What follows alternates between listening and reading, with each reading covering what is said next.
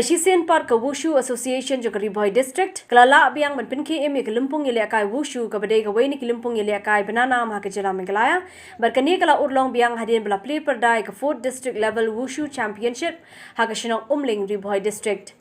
Kumbala ban kedo bakani ke lympung ïalehkai wushu kabadai kawei ke kam ïalehkai sport kabala banana ma ke jylla Meghalaya hi borok kawei ha ke bawat na kaliang ke kinhun juga WARB kabala la ban pelong ye shibun ke lympung ïalehkai wushu berkumjuru ban sei madani ke samla ïalehkai ke badan sap ha ke kam ïalehkai hindoi namar ke jingbam yo lad ha ke bubon kiliang kani ke kinhun kelamat ik shibun ke jing e kham tamru na ke jingwan link shop juga khlam COVID-19 ya kani ke lympung la pelong ha plau juga school St Francis DSCC ha Umling ya Kabala Kershan Ru dekat Meghalaya Wushu Association, lembar ke Federation of RiKhasi Jantian Garo People North RiKhasi Hills District. Ia kini ke Lumpung lawan ban PLIE PYRDA do samla shan lang dingdo, General Secretary ke FKJGP North RiKhasi Hills District ke Mukongsan, ringkat ke Jadan lang ru samla Marshal dingdo unong yalam kini ke Seng, uba Doni Rani President ke Meghalaya Wushu Association, uba Thomas Rongthalo President ke Wushu Association jogari Bhoi District, nelor kiwei de. Man kapuat, nakaliang joka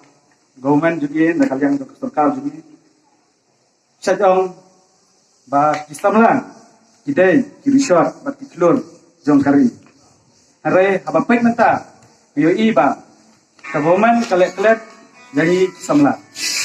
Government kalek jadi Islamlah. Karena kalau dia kapuat, kalau government kan perino, lada kadesisha, baka baki Islamlah kita kiklor jong kari.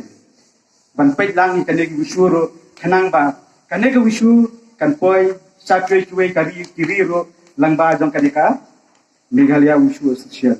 Good.